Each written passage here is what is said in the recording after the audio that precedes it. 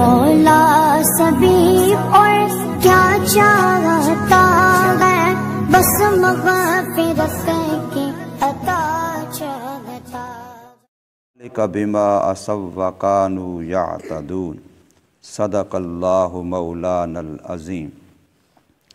اور یاد کرو تم اے یہودیو اس وقت کو جب کہا تم نے اے موسیٰ علیہ السلام، ہرگز نہیں صبر کریں گے ہم کسی ایک کھانے پر، بس دعا کیجئے ہمارے لیے اپنے رب سے، نکالے وہ ہمارے لیے ان چیزوں میں سے جو اگاتی ہے زمین، یعنی سبزیاں اور ککڑی اور پیاز اور دالیں اور گندم۔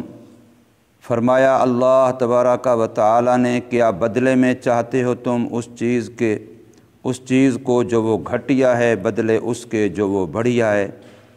اترو تم کسی شہر میں، پس بے شک تمہارے لیے وہ ہوگا جو تم مانگتے ہو۔ اور مسلط کر دی گئی ان پر ذلت اور عاجزی، اور لوٹے وہ غضب کے ساتھ اللہ کی طرف سے، اور یہ اس وجہ سے کہ انکار کرتے تھے وہ اللہ کی آیتوں کا، اور قتل کرتے تھے وہ نبیوں کو ناحق، اور یہ بوجہ اس کے کہ نافرمانی کی انہوں نے، اور تھے وہ حد سے تجاوز کرتے۔ سورہ البقرہ کی آیت نمبر 61 آپ حضرات کے سامنے پڑھی اور ترجمہ کیا ہے۔ اس میں اللہ تبارک و تعالی نے انسانیت کی کچھ کمزوریوں کو بیان فرمایا۔ بظاہر خطاب تو یہودیوں کو ہے، لیکن مقصود سمجھانا بتلانا تو پوری انسانیت کو ہے، اور خصوصاً ہمیں ہے۔ قرآن مجید جب سے اترا اس دن سے لے کے قیامت کا دن آنے تک ہر انسان کو براہ راست خطاب کرتا ہے۔ میں یہ سمجھوں کہ اللہ قرآن مجید کے واسطے سے براہ راست میرے سے بات کر رہا ہے، دوسرا تیسرا ہر انسان یہی سمجھے کہ میرا اللہ میرے سے بات کر رہا ہے۔ حضرت علی رضی اللہ تعالی عنہ کا فرمان ہے کہ جب تم یہ چاہو کہ تم اللہ سے بات کرو تو پھر نماز شروع کر دو، اور جب تم یہ چاہو کہ اللہ تم سے بات کرے تو پھر تلاوت شروع کر دو۔ جب تم نماز پڑھ رہے ہو تو اب یہ سمجھو کہ میں اپنے اللہ سے بات کر رہا ہوں۔ پھر جیسے کوئی چھوٹا بڑے کے سامنے بات کرتا ہے تو کتنی احتیاط سے کرتا ہے، کتنے ادب سے کرتا ہے، الفاظ کا چناؤ کرتا ہے، انداز کا چناؤ کرتا ہے، کہیں میرے الفاظ میں گستاخی اور بے ادبی نہ ہو، کہیں میرے انداز میں گستاخی اور بے ادبی نہ ہو۔ نماز پڑھتے ہوئے ایسے تمہارے اوپر حال ہونا چاہیے گویا کہ تم اپنے اللہ کے سامنے اس اللہ سے بات کر رہے ہو، اور جب تلاوت کر رہے ہو تو پھر تمہارے اوپر یہ حال ہونا چاہیے کہ میرا اللہ میرے سے بات کر رہا ہے۔ اب میرا والد میرے سے بات کر رہا ہو اور میری توجہ کسی اور طرف ہو، کوئی بھی باپ ہو وہ اپنے بچے سے بات کر رہا ہے، اور بچہ کبھی ادھر دیکھتا ہے کبھی ادھر دیکھتا ہے، کبھی وہ سوچتا ہے کبھی وہ، تو باپ پر کتنا تکلیف ہو کہ شاق گزرے گا، یار عجیب بات ہے میں اس سے بات کر رہا ہوں اور اس کی توجہ میری طرف نہیں ہے۔ تو تلاوت کرتے ہوئے فرمایا تمہاری توجہ ایسے ہونی چاہیے کہ کسی اور طرف توجہ نہ ہو، یہ ہو کہ میرا اللہ میرے سے بات کر رہا ہے تو پھر میں کسی اور طرف کیسے توجہ کروں؟ خوب اچھی طرح سے توجہ کرو تلاوت کرتے ہوئے کہ قرآن کیا کہہ رہا ہے کہ میرا اللہ مجھ سے بات کر رہا ہے۔ حضرت مولانا اشرف علی تھانوی رحمۃ اللہ تعالی علیہ جب تلاوت کرتے تو دو طریقے رکھتے، ایک یہ کہ روزانہ کا سپارہ پڑھنا ہے، 10 سپارے پڑھنے، اتنے پڑھنے، تلاوت کر لینی ہے، اور ایک یہ کہ ایک آیت 2 آیتیں پڑھنی ہیں، لیکن ان کو سوچ سوچ کے پڑھنا ہے کہ ان آیتوں میں میرا اللہ میرے سے کیا کہہ رہا ہے۔ پھر وہ 1-2 آیتوں والی تلاوت وہ کئی سالوں میں جا کے پوری ہوتی، اور دوسری ہر مہینے میں کئی ختم بھی ہو جاتے تھے۔ تو اس طریقے سے قرآن مجید کے پڑھنے کا یہ انداز ہے کہ میرا اللہ میرے سے بات کر رہا ہے، تو اب میں نے اس کی بات کو کس انداز سے لینا ہے، کس انداز سے سننا ہے، کس انداز سے سمجھنا ہے۔ تو اللہ تبارک و تعالی ہم سے بات کر رہے ہیں، بظاہر حوالہ واقعہ کن کا ہے؟ یہودیوں کا ہے۔ یہودی جب میدان تیہ کے اندر تھے، جیسے کل بھی میں نے عرض کیا تھا کہ بہت بڑا کشادہ میدان ریگستان، جس میں کوئی درخت نہیں سائے کے لیے، کوئی کھیتی نہیں، کوئی باڑی نہیں، کوئی پانی نہیں، کچھ بھی، بس بالکل چٹیل میدان، سیدھا زمین ہی زمین۔ تو اس کے اندر وہ 40 سال رہے ہیں، اور صبح کو چلتے کہ بھی جا رہے ہیں مصر کی طرف، شام تک ہو جاتی لیکن وہ وہیں گھوم رہے ہوتے۔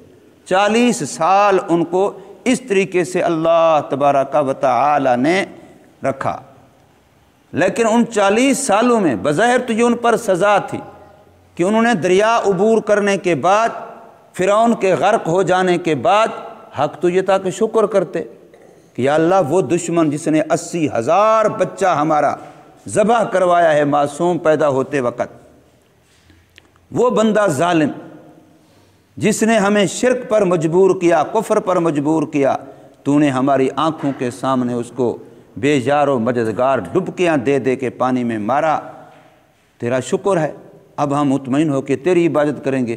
لیکن کچھ آگے نکلے تو قرآن مجید کے اندر ہے، لوگوں کو دیکھا کوئی بتوں کی پوجا کر رہا ہے تو موسیٰ علیہ السلام سے کہنے لگے ہمارا بھی کوئی خدا ہونا چاہیے، ہم بھی اس طریقے سے اس کی پوجا کریں۔ تو موسیٰ علیہ السلام نے کہا عجیب بات ہے تمہاری، ابھی تمہیں نجات کس نے دی ہے؟ اللہ نے دی ہے۔ تمہارے لیے دریا میں راستے کس نے بنائے ہیں؟ اللہ نے بنائے، اور تم اتنے گئے گزرے کہ ابھی تم شرک کی تمنا کرنے لگ گئے ہو۔ یہ تو مشرک عبادت کر رہے ہیں بتوں کی، غیر خدا کی، تو تم بھی اس تمنا کرنے لگ گئے ہو۔ اس گناہ کی، اس کی سزا میں 40 سال وہ اسی ایک میدان میں گھومتے رہے، لیکن ساتھ اللہ نے کرم کیا کیا، جیسے میں نے عرض کیا تھا، کھانے پینے کو من و سلوہ، اور پینے کے لیے پتھر چشمے پانی کے جاری، سائے کے لیے بادل، اور لباس ہے کہ پرانا بھی نہیں ہوتا، میلا بھی نہیں ہوتا، چھوٹا بڑا بھی نہیں ہوتا، پھٹتا پرانا بالکل نہیں، جیسے جس نے پہنا ویسے ہے۔ تو یہ اللہ کی طرف سے یہ نعمتیں بھی ساز تھیں۔ تو اسی وقت جب ان کو من و سلوہ مل رہا تھا تو انہوں نے یہ درخواست کی لن نصبر علی طعام واحد، کہ صبح ہی ایک کھانا، شام کو ایک کھانا، 40 سال ہو گئے، ہم ایک کھانے سے تھک گئے ہیں۔ اب موسیٰ علیہ السلام تو اللہ تعالیٰ سے دعا کر کہ ہمیں وہ کھانے کو چیزیں دے جو زمین سے پیدا ہوتی ہیں، مما تنبت الارض۔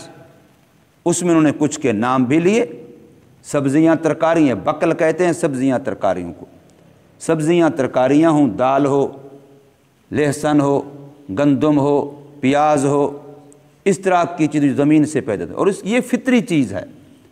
کل شیء یرجع الی اصلہ، ہر چیز اپنے اصل کی طرف لوٹتی ہے۔ چونکہ ہم پیدا مٹی سے ہوئے ہیں، اس لیے مٹی والی چیز سے انسان کی صحت بھی ہے، تندرستی بھی ہے، بقا بھی ہے، جسمانی لحاظ سے، ڈاکٹری لحاظ سے، میڈیکل کے لحاظ سے بہت زیادہ فائدے ہیں۔ انسان وہی خوراکیں استعمال کرے جو زمین سے پیدا ہوتی ہیں، اور جتنا وہ مصنوعی طریقوں سے، جو آج کل کے فارمیز طریقے ہیں، ان سے بچی ہوئی ہوں گی، قدرتی انداز سے پیدا ہوں گی، وہ اتنا زیادہ مفید ہوں گی۔ پانی جو براہ راست زمین سے نکلے، چاہے وہ چشمے کا ہے، کنویں کا ہے، نلکے کا ہے، جس میں کیمیکل وغیرہ دوسری چیزیں استعمال نہ ہوئی ہوں، وہ زیادہ صحت مند ہوگا۔ جو لوگ ادھر سیر کو جاتے ہیں کشمیر کی طرف یا ادھر ٹھنڈے علاقوں میں، چشموں کا پانی، جتنا بھی خوراک کھا لو، چشمے کا پانی پیتے ہو، یہ اس کے مقابلے میں جو تمہیں بوتلیں ہم پیتے ہو کچھ بھی نہیں ہے، وہ اس سے زیادہ کہیں ہاضم ہے۔ اس کی وجہ یہ کہ قدرتی ہے۔ تو اللہ پاک نے ایک مستقل ایک مزاج رکھا انسان کا کہ جو چیز زمین سے، آپ کپڑا پہنتے ہیں، کاٹن کپاس والا کیوں زیادہ اچھا ہے؟ سب سے صحت کے لحاظ سے بھی اچھا ہے، ویسے بھی اچھا ہے، کیوں؟ اس لیے کپاس زمین سے پیدا ہوئی ہے۔ باقی جتنی چیزیں مصنوعی کا دھاگا بنا کپڑا بنایا جائے گا، اس کے اندر صحت بھی نہیں ہے، اور اس کے اندر باقی ہر لحاظ سے بھی نقصان ہے۔ میں نے اگلے دن عرض کیا کہ ڈاکٹروں نے لکھا ہے کہ بندہ جو نماز پڑھتا ہے، نماز میں سجدے کی حالت میں جو انسان کے 7 اعضاء زمین پر لگنے ہیں، اگر یہ زمین پر لگیں، یہ جو آج کل کی کلین در کلین، صف در صف، پتہ نہیں کیا کیا چیزیں ہم نے بچھانی شروع کر دی ہیں، پہلے تو پتھر لگائے، ٹائل لگائی، فلاں لگایا، پھر اس کے اوپر فلاں ہے فلاں، اتنا زیادہ ہم صحت سے دور ہوتے گئے۔ ورنہ اسی کے اندر ہماری صحت کا راز تھا کہ نماز پڑھتے ہوئے پاؤں بھی زمین پہ لگے، اور گھٹنا بھی زمین پہ لگے، ہاتھ بھی زمین پہ لگیں، پیشانی ناک بھی ज़मीन पे लगे, इसमें सेहत है। डॉक्टरों ने लिखा है कि जो बंदा नमाज कसरत से पढ़ता है, सजदे ज़्यादा करता है, तो चूँकि इंसान का दिल जो खून की पंपिंग कर रहा है, उसके लिए नीचे जिस्म में खून पहुँचाना आसान है, ऊपर को पंपिंग करना सर की तरफ मुश्किल है, चूँकि जहाँ से खून ने ऊपर जाना है। और जब बंदा सजदा करता है, रकू करता है, अब सर नीचे आ जाता है, अब खून आसानी से इसमें गर्दिश करता है। तो जो बंदा मुस्तकिल नमाज पढ़ता है, उसके चेहरे पर नूर आ जाता है। उसकी एक वजह साइंसी लिहाज से यह है कि उसमें खून का दौरानिया ज़्यादा होने लग जाता है, वो चेहरा उसका मुनव्वर हो जाता है। तो इसलिए अल्लाह तबारक व तआला ने हमें जो शरीयत दी है, ये दीन फितरत है। इसके हर काम के अंदर हमारी दुनिया का भी फ़ायदा है, हर काम के अंदर। इस हमारी नमाज को देख के कितने काफिर वो लोग जो फिजियोथेरापी का काम करते हैं, इंसानी जिस्म की वर्जिश का काम करते हैं, इस पर डॉक्टर बने हुए हैं, वो देख के हैरान होते हैं कि इससे बेहतर फिजियोथेरापी है ही कोई नहीं। जो इंसान सिर्फ 5 वक़्त नमाज पढ़ता है, और फिर वक्फे के अंदर भी कितनी हिकमतें हैं।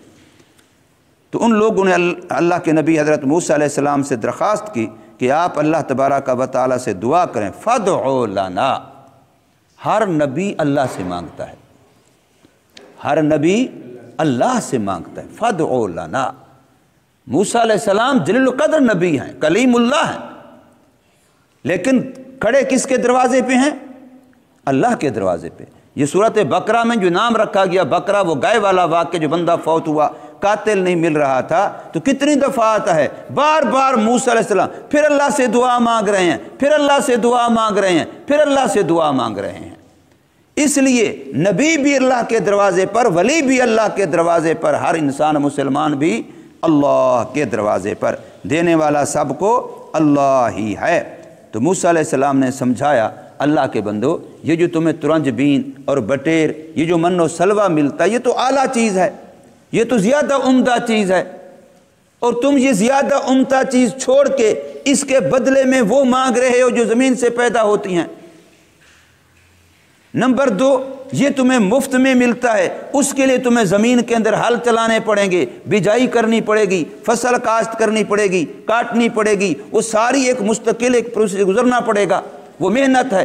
तो तुम कैसे लोग हो, ये मांग रहे हो? और अगर तुम्हें चाहिए तो फिर उसके लिए कि मिस्र जाओ, मिस्र के अंदर जहाँ से निकले थे फ़िरौन के डर से, उसी शहर में जाओ, और वहाँ तुम फिर वही खेती बाड़ी सारा निज़ाम मौजूद है, वहाँ जाके ऐसा करो। तो फिर उन्होंने ऐसा किया और अल्लाह पाक ने उनको वो दिया। लेकिन साथ अल्लाह ने यहूदियों के बारे में एक बात कुरान ने कई जगह पर कही है कि ये हमेशा ज़लील और हमेशा आजिज़ रहेंगे। यहूदी हमेशा ज़लील रहेगा, हमेशा आजिज़ रहेगा। ज़ुरिबत अलैहिमुज़्ज़िल्लतु वल मस्कना, उन पर ज़िल्लत और मस्कलत की मुहर लगा दी गई है। ये अल्लाह फरमा रहे हैं और कुरान सच्चा है। ये हमारी भूल है कि हम कहते हैं यहूदी दुनिया पर हुक्मरानी कर रहा है। इसराइल यहूदियों का दुनिया में सबसे छोटा मुल्क है, और वो भी आज अमेरिका की महतात कॉलोनी है, उसकी अपनी ज़ाती कोई हैसियत नहीं है। आज अमेरिका उसके सर से हाथ उठा ले, मुसलमान उसकी ईंट से ईंट बजा के रख देगा। वो तो मरहून मिन्नत है किसके? अमरीकी ग़ुलामी के। वो कुफ्र की दुनिया, यूरोपीय यूनियन उसके साए में पल रहा है, उन्हीं का पालतू बच्चा है जो मुसलमानों के लिए नासूर बनाया हुआ है उन्होंने, वरना उनकी ज़ाती तौर पर कोई हैसियत नहीं है। इसलिए अल्लाह तबारक व तआला ने उनके बारे में यह ख़बर दी है कि ज़ुरिबत अलैहिमुज़्ज़िल्लतु वल मस्कना, और दूसरी ये ख़बर दी है वबाऊ बिग़ज़बिन मिनल्लाह, यहूदी जब तक यहूदी रहेगा खुदा के गज़ब का शिकार रहेगा।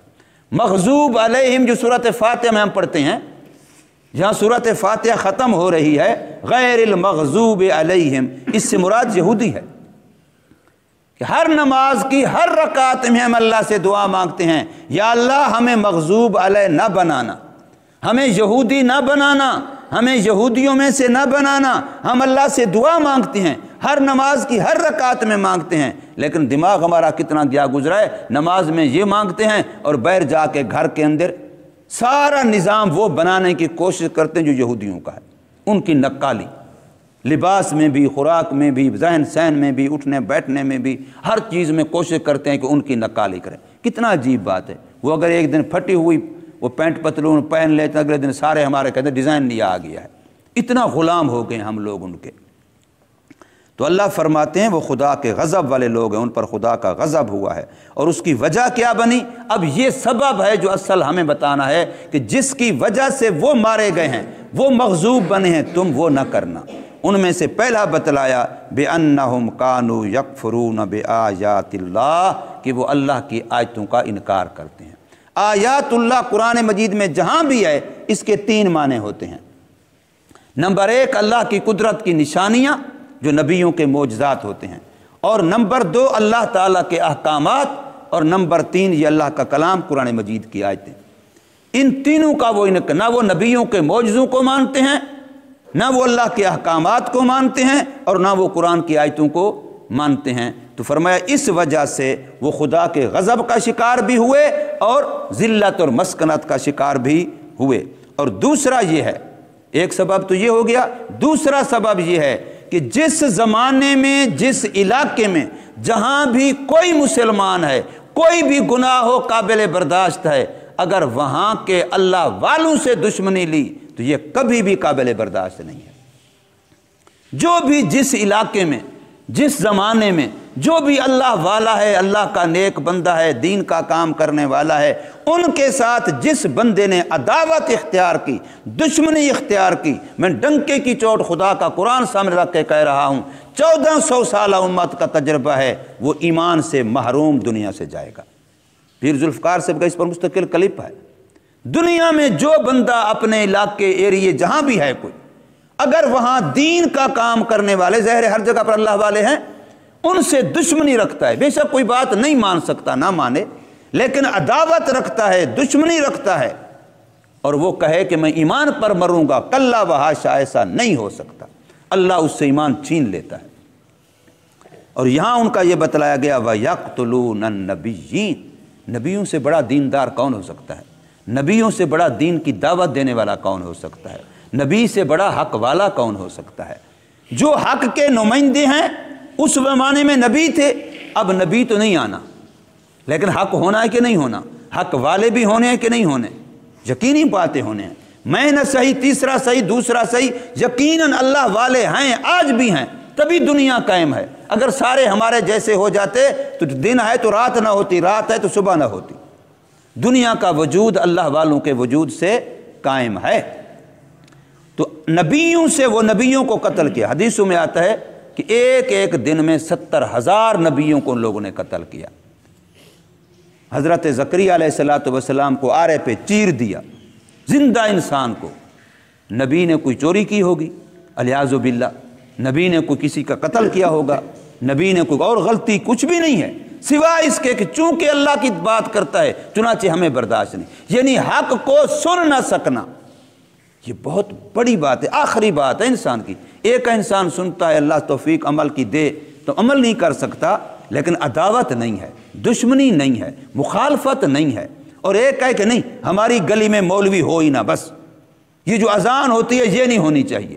کتنے مسلمان ہیں جن کو یہ اذان ہی پر برداشت نہیں ہے؟ اب حکومت کی طرف سے کتنے ملکوں میں اذان سپیکر پہ نہ ہو، اذان ہر کوئی اپنے مسجد کے اندر تک دے، باقی روڈ پہ گانا بجانا جو بدماشی لگی رہے اس پر کوئی اعتراض نہیں ہے، اس میں زیادہ ہی ہوگا ٹھیک ہے جی تمہیں اچھا تم نہ سنو، لیکن اذان کے بارے میں کتنے مسلمان ملک ہیں وہاں اذان تک پر پابندی ہے کہ اونچے سپیکر میں اذان نہیں دے سکتے۔